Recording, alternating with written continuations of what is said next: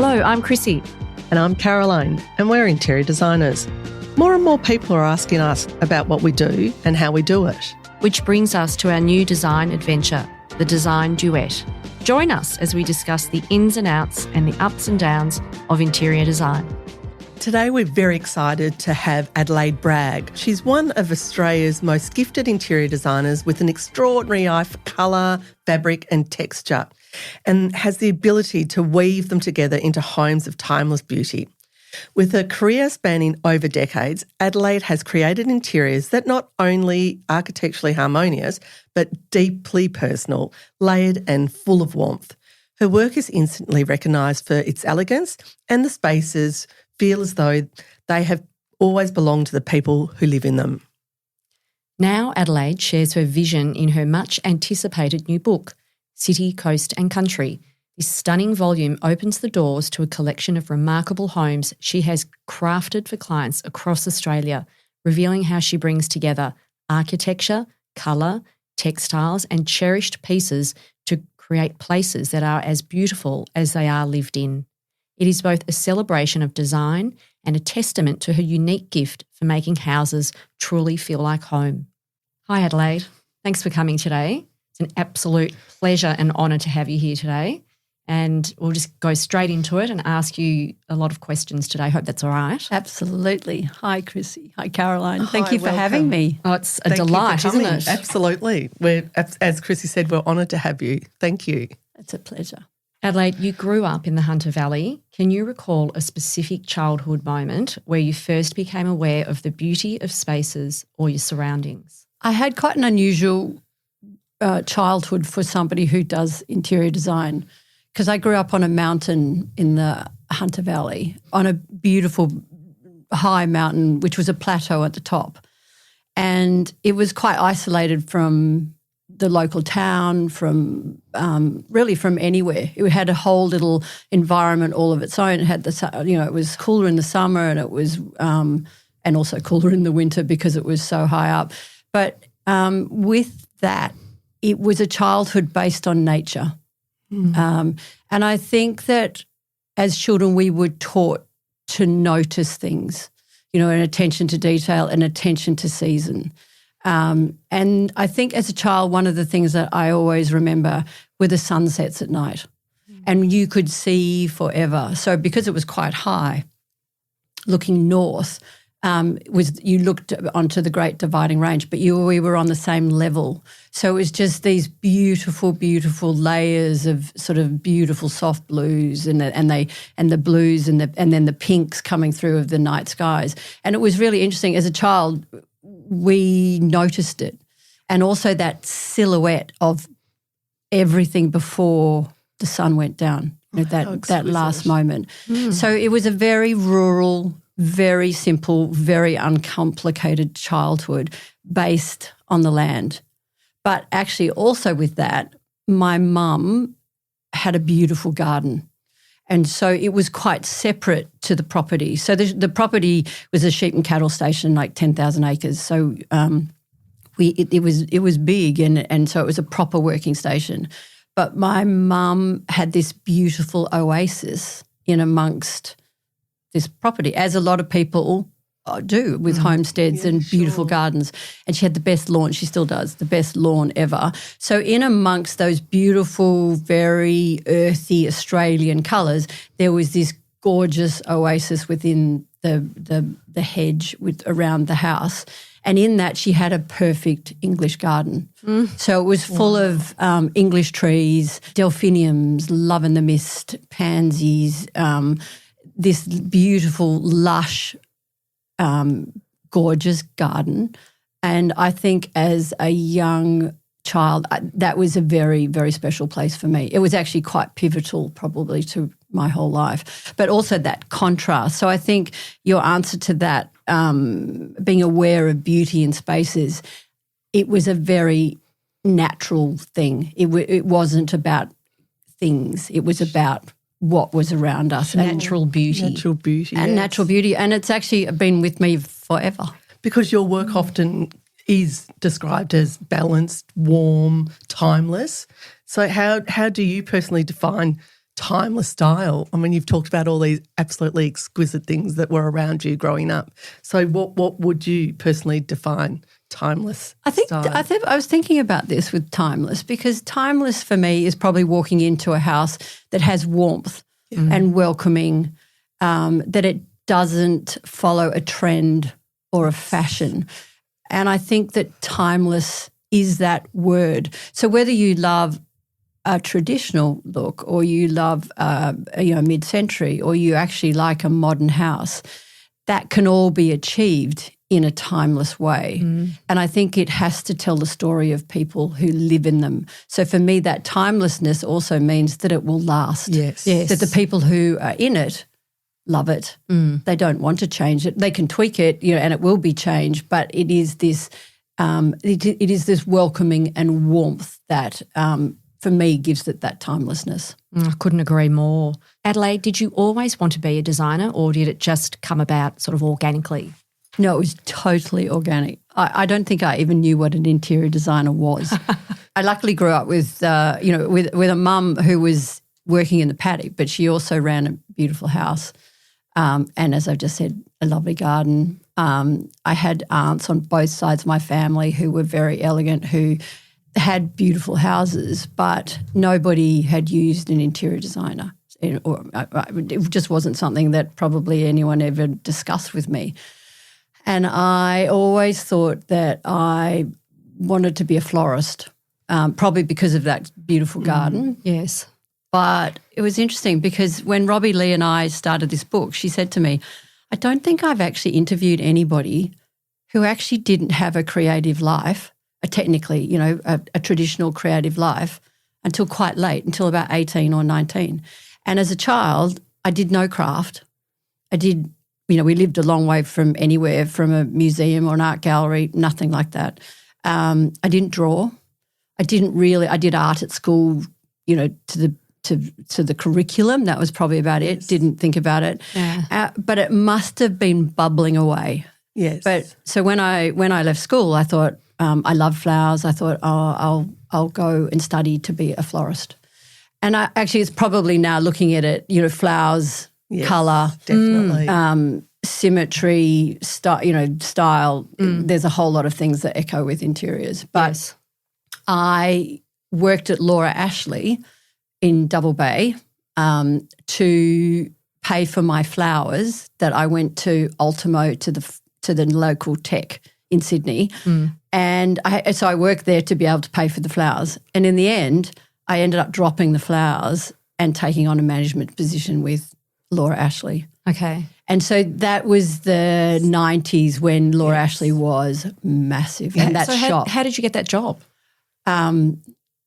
I think I just went and applied. In those days you could. Yeah. And I was just a shop girl. Yeah. Right, okay. But it actually ended up that store was very much the interior store for Laura Ashley. And they were the first really coordinates. This goes with that. Not only was it the clothes, it was the lampshade, it was the cushion, it was the bed linen, it was the fabric. It was amazing. Yeah, amazing absolutely. looking back at it. And it was actually a very good grounding for me.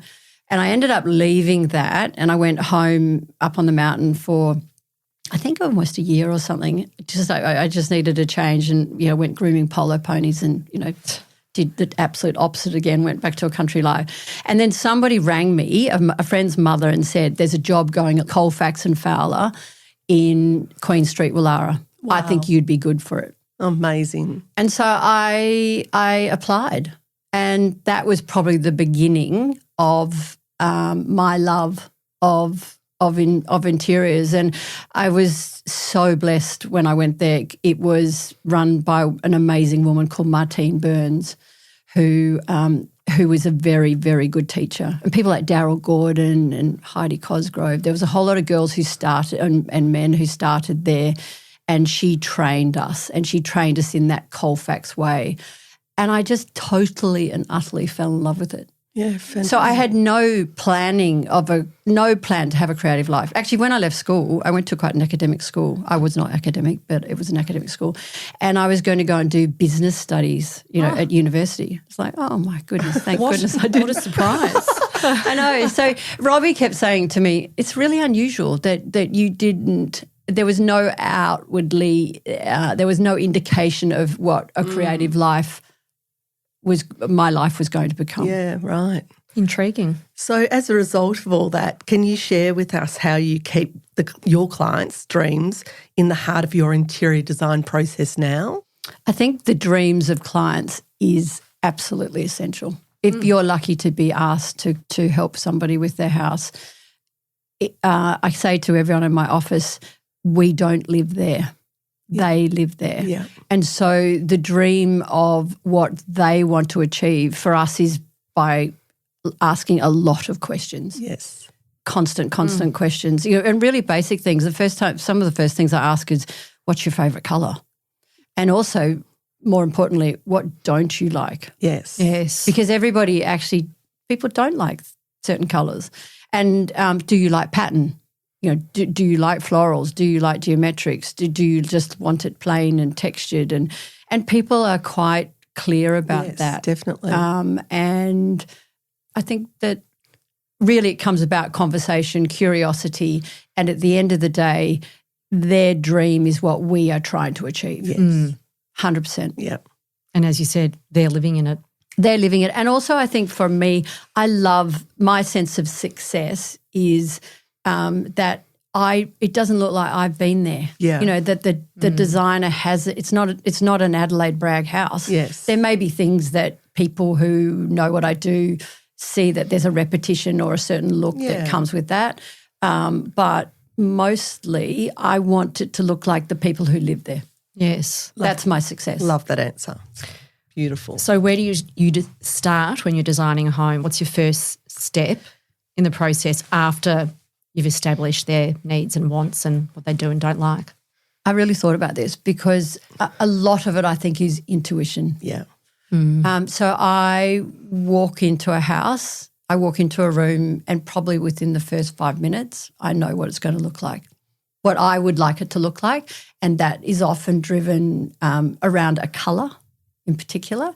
And even if it's that colour wasn't on the client's list, it's sort of something that just sings for me. It's extraordinary. It is literally a colour that I go, oh my goodness, yeah, there. It's a gift. That's it. There. No, It's a gift. it is totally this intuition. It's for people who don't have it. It is a gift. It is totally. And the other thing that I've honed in my over 30 years of business is that I have a filing cabinet of fabric in the back of my head, and more often than not, a fabric pops up out of that filing cabinet, and that's the fabric that is normally the pivotal, we call it a rock star, that everything runs Around that. Mm-hmm. Yeah. It's the key element. That's the key element. So it's very intuitive. After that though, it is, we start with the floor. Is it boards? Is it matting? Is it rugs? Is it carpet? How do we pull that up? And then it goes to the walls. But that's normally based around a colour and a rockstar fabric. Because my next question to you, Ads, was going to be, can you talk us through your layering process, both, aesthetically and emotionally? Yes, so that's part of that. Yeah. For me, it is the layering. I actually went to see an apartment this week we've been working on it. I hadn't seen it for a couple of weeks. And I looked at it and I thought, it's quite modern. It's a contemporary apartment, but through that we've added this softness. And so I looked at it and I thought, okay, so, for me it's quite, again, intuitive, but actually if you break it down, it is floorboards with beautiful rugs. For me it's often now about the wall textures. So we do a lot of texture on the walls, probably more sisal or even vinyls that look like sisal wallpaper, and often in something that's really neutral. Yes. So it's almost like a nothing wall, but it adds this layer that softens a very contemporary space while staying contemporary.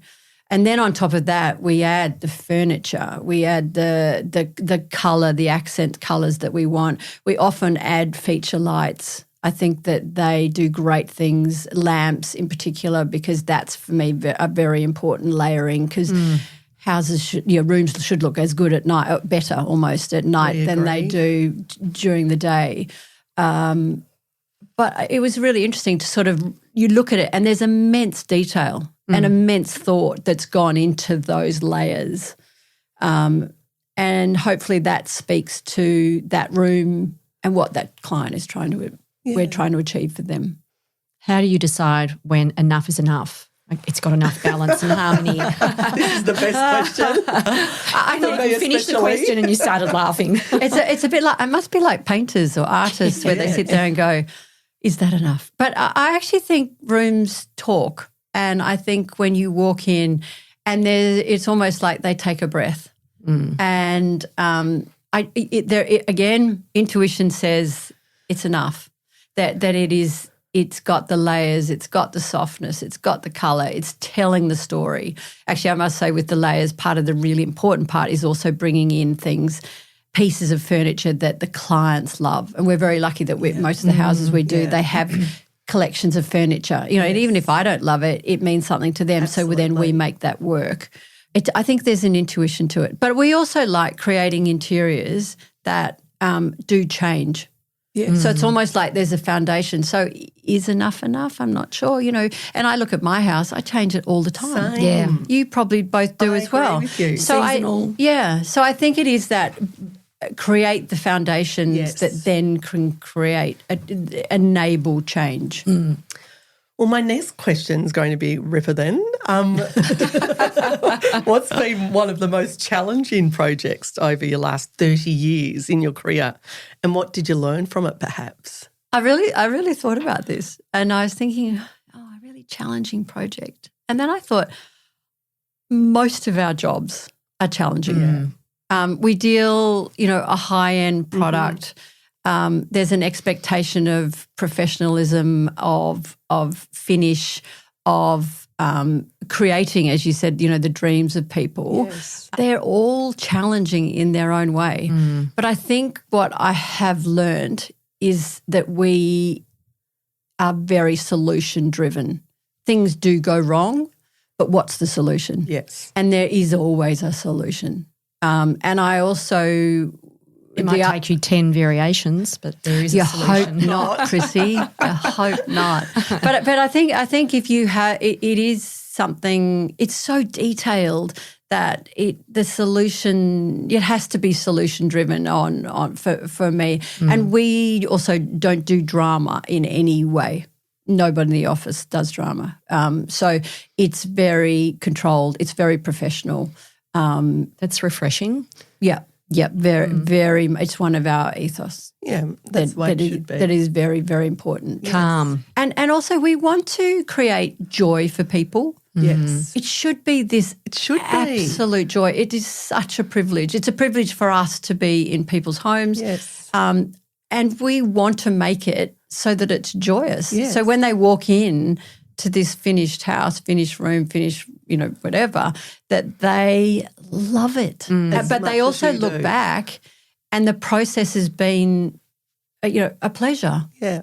Because that must reflect within the interior. Without a doubt. And very exciting. Very. Yes. Very, very. That's what you want them to feel. I would love someone to do my house. I know. And, come in and go, surprise, Caroline, it's all done. That's what we do. And the way you wanted it. Absolutely. Yeah, we actually put we don't put anything in. I mean, if it's a building thing, a wallpaper, a huge light, those things we do. But we actually install on one day. 1 day, 2 day. Yeah. And you're to the point of making the beds, putting the flowers in the house. The client walks in and it is done. Fabulous. Which is such a joy. Such a joy. So that's the next question. What's the project that gave you the most joy, the most transformative project? Well, there's been a couple. So the book, the project on the front cover, which is a beautiful apartment in Melbourne, was an absolute joy. The clients are great friends of mine. It's a mother and daughter. And it was just this absolutely divine, joyous time. One, because I knew them quite well, but we all loved it. And it was this huge collaboration.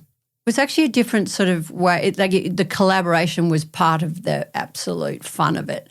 And quite often it was weekends because they were both incredibly busy, and it would be for hours. But the pleasure was just having them in my office, and literally it looked like a bomb had gone off in it because it was like when we put and it was just this collaboration of the three of us or four of us, depending, with one of my lovely girls as well.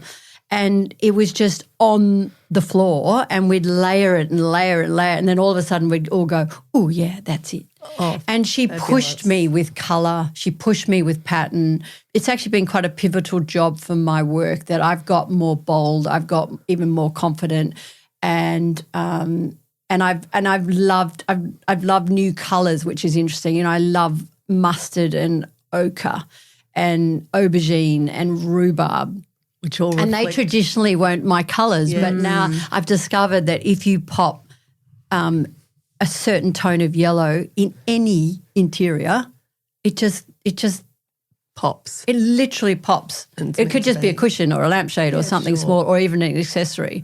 But it was just such a lovely, lovely, joyous project, and they really also they let me have my head, which is just heaven. But the other one that I also thought about that was totally opposite was this beautiful country homestead that we did in the Cathedral Ranges, and it was built as a country homestead, a big, lovely house with a New Zealand architect called Christian Anderson who builds beautiful houses. And it was built into a 20-year-old Paul Bangay garden. So the garden was set. Stunning. It was established. And this beautiful house was put into this garden with these magnificent views and things like that.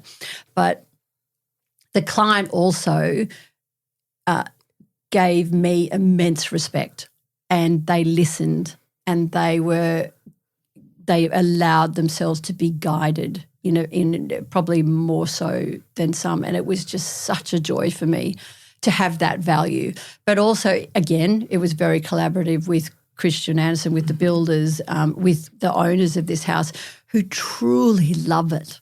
Great. So you can feel that love. So everybody wants to do a good job because they are such a pleasure to work for. It is in the book, and there's this beautiful kitchen, and on the photo there is it's a big, heavy, lovely dark green kitchen. But over the top is this extraordinary light fitting that is 4.5 metres long. And we sent to England, to Cox in London, we sent gum leaves from the property to London, and they copied their gum leaves into this light. It was extraordinary. I wondered how that came about because I've never seen anything like it in my life. Well, they are geniuses. They must be. They are extraordinary. And I didn't realise the size either. It's massive. Right. And so that comes down to scale. When scale is correct, it doesn't look large, except when you walk into the room and the room's large and the light fitting is massive. But the joy that it brings, the people who own the house, and they're so proud of it. But it's so equally, perfect. I'm so proud of it. And I know Cox London are also the same thing. But it is that true collaboration with artisans and people who trust clients and also are very happy to pay and also for me to be creative. Because I think in Australia there's a fine line on good Australiana. Yeah, definitely. That was good Australiana in my eyes. Well, I think we got away with it. It's absolutely beautiful. I think it's also the colour, the colours and textures that you've used, but not in only the light fitting. No, the whole room. Through, Exactly. It was definitely blending through the whole room. It's been such a joy of a job. And But that collaboration with both those clients with totally different projects. It is, like I talked about, that joy. And we do, clients come in and I make cake and we have tea or, with the apartment, we had champagne. Sometimes there was whiskey. There's that warmth that I want people to come into my office, that generosity and that feeling comfortable. And if I can bring people into my small world of that into the office, then hopefully we can produce that within their houses. How do you navigate situations where a client's vision may not initially align with your instincts? I think that people do a lot of research on the designer that they employ. Yeah. So to begin with, I think people have an expectation of a look I do. Without a doubt. Yeah. So if you wanted a super, super slick modern house, you probably wouldn't come to me. You'd look at my website and go, ooh, no, that's not quite for me. But I think other people do that incredibly well. So if you've done the research about what the looks that I do, there's a you both come together at that to begin with. But I think it comes back again to it is their house. Yeah. For me, I think for me that's one of our really important things, that if they love something and they really want it, and that's through that communication, if they still, even with guidance, maybe moving away from that they want to come back to it, we will honour that. 100% we will honour it. There's no conflict whatsoever with that. And actually what it does for me, it pushes us. Yeah, sure. Creatively, it really pushes, and that's actually particularly enjoyable. Yeah, for sure. We always need to keep learning. 100%. Yeah, I love that. How do you see Australian interior design evolving over the next decade? I think that it's about technology. It just has to be. It's about AI. I don't know enough, and it's something in our office that we are really focusing on of getting knowledge and advice, and I think we have to move, particularly with AI. But I think houses are going to change, just the technology within houses. Yeah, from your voice commands, about houses, how are they going to actually work, to interactive rooms. It's not about flat screen anymore. It is all encompassing. I find that actually quite challenging, but then I look at it with AI and I think, well, hopefully AI might take away the things that don't interest me so much, and it enables more creativity. Yes. Because you're going to need to be able to guide AI. And I think the creativity is something that hopefully becomes even more tuned and more honed to be able to give that instruction. But it's something we really, really need to work on. Yeah. But I think the sustainability is something that definitely will become normal. Yes. That people will want to know the origins. They will want to know that it can be reused, that it can be recycled, that it comes from an ethical source, and that it will last. It will last, exactly. Yep. It'll be looked at on every project. And that it's not, hopefully, it's chemical free to a degree as much as you can. And we love that. Especially with fabric, for me, that natural, anything natural from wool, cotton, linen, we try and, actually it's not even a conscious thought really. It's just something that I'm very naturally attracted to. To that. Yeah, of that sustainability. Well, it's so important. It sure is. And so what excites you about design right now at the moment, like whether it's materials or fabrics, approaches or philosophies even? Do you know what I love? I love that pattern's back. Yay. Yay. Yeah. I think we all do. Isn't it always there? Well, we hope it is. I think it's become, even though we technically don't do fashionable interiors, it's very nice. I've stayed in this lane for a long time. My look has definitely changed within the years, but at the same time, I love pattern. I love colour. I love those layers. And I think that people are wanting warmth. Yes. And I think that I love that natural, authentic materials are being honoured. So whether that's wood, marble, stone, and then coming through into obviously the fabrics that we love, I think that's actually quite exciting at the moment for me. Great. If you could give one piece of advice to someone wanting to create a beautiful and harmonious home, what would it be? I think that light is a very important thing. So if you have the choice to live in a house or an apartment with good light, there is something that immediately brings a warmth. And I think that it's sort of a bit of a funny answer, but I think if you can start at the beginning, not just the room, if you can actually have a house or apartment which faces the right way, which actually does allow for some beautiful light coming in, I think that's pretty special. And what every decision comes from there. Yeah, I think it does. Where the light comes in. Yep. Or when what it does at night. During the day. Yeah, during the day, absolutely. I think that works for me. Yeah. I think it has to begin right at the beginning, if you have a choice with that, about what's the house you're building, what's the house the apartment, what are you purchasing, things like that. Yeah, I would think that the beginning is light. And after that, it's probably it's the layers, it's the colour for me. Like be brave. Be brave, exactly. Be brave. And that's not actually also all driven by colour. That's actually just to say layer it. Yes. It will create the softness and the warmth. And I know in your book ads you've talked about beautiful objects, beautiful items, if they're heirlooms or, they might be something special from, a travel or if they could be just something that was given to them from their grandma.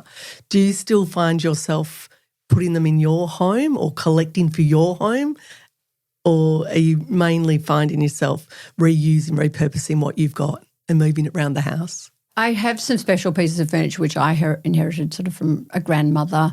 A lot of the pieces in my house are things that mean something to me. Yeah. But as we said before, I'm also quite good at changing things around a little as I find things around the world that I love. Oh, good. We talked about collections before. Yeah. And I used to, when I was when I first started out, I used to collect beautiful china and I used to sort of collect beautiful glasses and glassware and things like that. But I have 3 boys. And Chrissy's got 5. Yeah, exactly. So this may resonate, but I look at them. One, I'm really lucky. I also believe in using things. So things break with 3 boys. But also I look at it and I got to a point where I thought, what am I going to do with these? Will my boys actually want them? And they're youngish at the moment, but chances are this generation may not. And so I thought I can love it from afar and love what I have.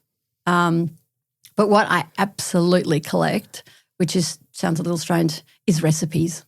Oh, because you're a fabulous cook. I'm a baker. Yep, you love I started baking as a child before I could reach the top of over the bench.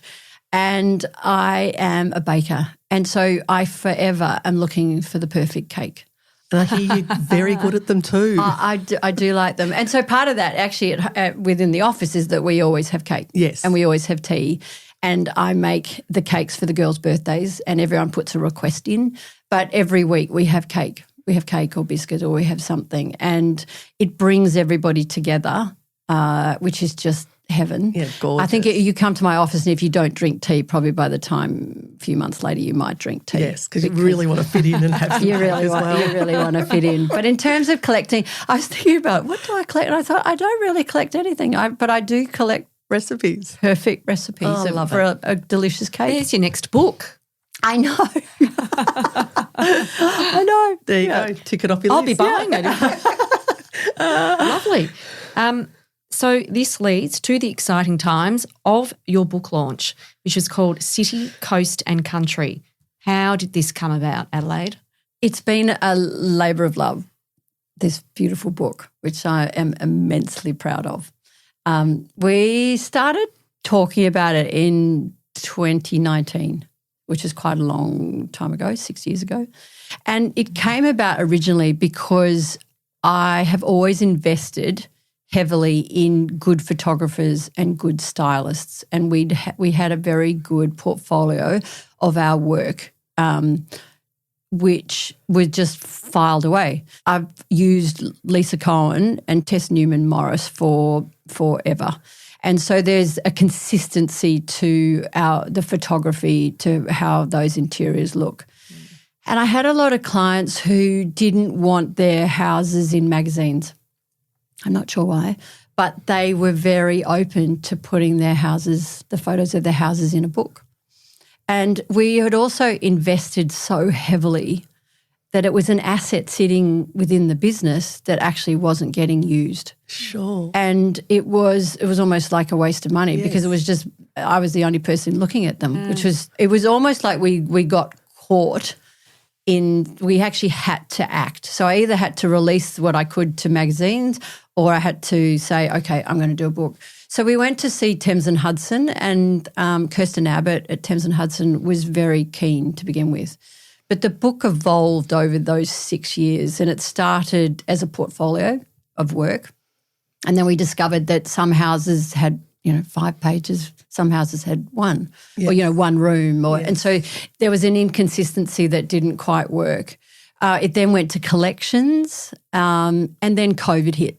Mm-hmm. And I just thought, I cannot write a book during COVID. My business and me and life was it felt like it was in such chaos. To do something creative like that, I just thought I can't do it. So I put it away for couple of years. Mm-hmm. And then after that, I thought I have to do something with this again because we'd invested even more in more photography and more time and effort with that. And I'd also promised clients that I was going to do a book. Right. So I thought, okay, I need to do this. But I thought I needed some advice on it. Mm-hmm. And a mutual friend introduced me to Robin Lee. And we had breakfast together at the beach down at Bowen Heads. And at the end of the breakfast, she said to me, I'll write your book. And I remember going home to Tim, my husband, and going, I'm good now. I'm set. And for those who know Robbie Lee, she does beautiful, beautiful books, and she's written gorgeous things like A Room of Her Own, and beautiful, beautiful books. And we've started working together and found that we were very aligned and really enjoyed each other's company, and she's now one of my dearest friends. Aww. But we sort of had weekly meetings every Friday, and this book just evolved. And so it started again in a certain direction, and then it totally pivoted, and we let it. It was this beautiful evolution, and it was sort of effortless. And in the end, it came down to colour. That colour was everything that really drove my business. And so we thought, okay. And it actually then went, took a breath, and here we go. And then on top of that, through this, she said, I think you've got to tell this story about where you grew up, that it was so unusual that you had this incredibly rural, uncomplicated, simple, nature-driven childhood with with very little art or so-called creativity apart from what was in nature. And she said, I think you've got to talk about how that influenced your interiors. And so she said to me once, she said, how do you choose a colour? I said, I don't know. It's just intuition. And she went, oh, my God, this is going to be such hard work.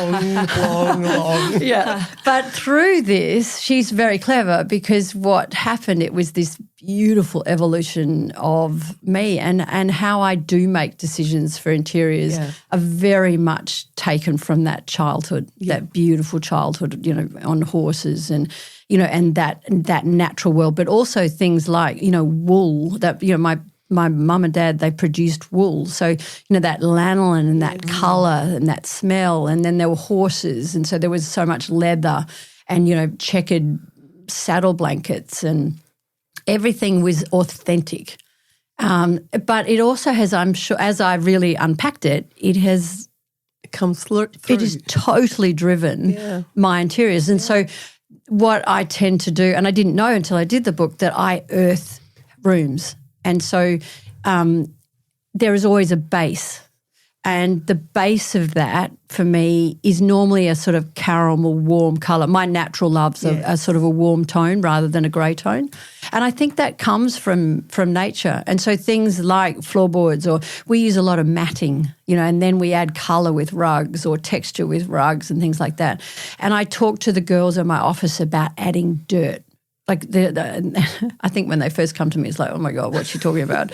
But for me, dirt is, and I say in a paint colour, just add a smidgen of dirt and knock the colour back. But what happens with that is that you can use really saturated colours, which is where I've been going the last few years, but it's still got a balance. So for me, a really bright colour against a white wall is actually quite shocking, it can shock. Whereas if you put it against something with a texture or you add a smidgen of dirt, all of a sudden there's a softness to it. And you don't actually probably even clock it or see it. Yes. But that growing up on that mountain with all of that nature and those beautiful earthy tones and those, big blue skies and that mum's garden and, I love pink, I love cornflower blue, I love all those colours. That definitely comes from the garden, that it echoes in my interiors. And I've just forever grateful for that childhood. Yeah. And I think that gratitude for that uncomplicated and very loving childhood I was incredibly blessed. Yeah. Which features throughout the book. Absolutely. Yeah. Tell us, Ads, when you think about legacy, what do you hope Adelaide Bragg Interiors will be remembered for? Well, I hope that people walk into a room that I've done 20 years later and they go, that still looks all right. Yeah. Maybe the dog sat on the sofa a bit too long and it might need recovering. I think that longevity for me with rooms, the really good rooms, the good Colfax designers, Mr. Gillies in Sydney, I walk into his room still now, sort of 30, 35 years later. We're doing a couple of houses that he did. And I walk in and I go, oh, Mr. Gillies. Oh, yeah, it's Tom Gillies. Timeless. Totally timeless. And even though I'm going to tweak them, the bones of those rooms are often very good. So I think that's something that I would like to be remembered for, beautiful things. But the thing I'd really love to be remembered for is that I have championed women and the women in my office, and that I've shown young women that they can have a career, have a family, have a life, and that they can thrive. And through that also to show them that an office can be run with immense kindness and generosity and warmth and flexibility, and through that to create a work environment for people who want to come to work. So championing women, in particular young women, I would love to be remembered for that. Yeah, that's great. And you certainly have been, with the girls I know who've worked alongside you or worked for you, they certainly have said all of those things to me often. It's lovely to hear. It's very special. Yeah. Yeah. It's very important. Yeah, Well, very, and very the world important. we live in now, you 100% need flexibility, because You do. most women, let's say 90% plus, work now, They do. which is very different from previous generations. Yeah. So well done. Thank you. So now we have rapid fire questions. Boom, boom. Are you a morning person or a night owl? I'm a night owl, but I wish I was a morning person, and I'm trying very hard to be a morning person at the moment because my days need to be a bit longer. Right, okay. Every person I know that's a night owl says they wished they were a morning person. Yeah. Next one is neutral palette or bold colour. I think I'm bold colour. Okay. I can do neutral palette, You can. Very well. but I also at the moment I'm loving a bold colour Love that. on an earthy base. Oh, yes, of course, with a bit of dirt. Yes, Yeah, throw some dirt in. exactly. City townhouse, coastal retreat or country homestead? A country homestead, Yeah. any day. And the most treasured object in your home? I was laughing with my husband Tim last I thought night. you were going to say this, maybe. I said, apart from, 3 beautiful boys, a gorgeous husband and 2 dogs, but they're not objects. Exactly. So I think I sort of thought about it in the house, and I have this beautiful desk that my mother's mother owned, and I saw her sitting at it, and I love that it's part of her, and she was very special in my life, and she was an extraordinarily elegant, beautiful woman, and she was very influential. So I love that I sit at her desk And I hope that I can channel a little of her in me because she was exceptional. It's lovely. That's beautiful. Very kind. Hopefully one of your boys will sit at that desk in the future. I've got one doing VCA at the moment. He is sitting at that desk. Well, hopefully channel. Yeah, exactly. Favourite flower or plant you always return to in design? I think it would be a fern. Okay. Yeah. So I took that as on fabrics, actually real, living. I love the colour. I love the whimsical side of them. You know, they've been painted and drawn and screen printed for just generations for a reason. And I think that I do have a weakness for anything with a fern. Dream dinner guest, designer or not a designer? I did think about this one too, and I would love to be able to have dinner with Martine Burns, Okay. who was the woman who ran Colfax and Fowler when I first started. She sadly died quite young, and she was such an extraordinary teacher, and she was so generous, and she was generous to me. But I was so young; I was like 21, in my early 20s, and I didn't realise quite what she was offering me, the wisdom and the support and the kindness that she was offering. And I would love to sit down with her and say, one, thank you. Yeah. Because she really wished me well when I left Colfax, and I've never forgotten that. And so anyone who leaves me, I do the same, you know, with great generosity. Yeah. And I've never forgotten it. But she was so wise, and she had so many stories, but she had, I would love to sit down and just talk to her about interiors in her life. Lovely. Oh, that is so beautiful. Isn't it? Gorgeous. A design detail you cannot live without. Handmade. Handmade. So whether that is something that is stitched, you know, the lovely Inga Holst, you know, who she stitches things for us. Like she stitches the piping on sofas, she stitches cushions for us, she makes braid. Just that exquisiteness of handmade. Beautiful. I think for me, hand block fabrics, you know, give me a potato print any day. Dun, dun, dun. You know, they totally and utterly warm my heart. So I think for me, handmade. Lovely. And your favourite season for inspiration? I think autumn. Okay. Yeah. I love the leaves. I love the colours. Yeah. I love the warmth that autumn brings and those autumnal colours, I think. And they are something – I've always loved autumn my whole life as a season, but the colours are something that's come with age for me. Lovely. I love autumn too. Coffee table books or candles? What's your go-to finishing touch? I do both. and I do an object. Yes, great. And I do a bunch of flowers or a fern. Yes, I would definitely do all. Okay, good. And if you weren't a designer, what would you be doing? I reckon I'd have a cake shop. Yes. Yes, I think you would. I didn't know whether you were going to say florist then or cake shop. I think I'd bake cakes. Yeah, beautiful. I have to add one more question then. What's your favourite cake? I make a chocolate cake, and I reckon I've made thousands of them. I'm not exaggerating, like just so many over the years for fates, for just so many. So it's a boiled chocolate cake that came from my grandmother. Oh, yummy. Delicious. So good. Now, here's a myth. Timeless design means traditional. Absolute myth. An absolute myth. I think we're going back to what we talked about at the beginning of our chat was that timelessness is not traditional. Timelessness is just it can be mid-century, it can be modern, it can be traditional. But no, that is a myth.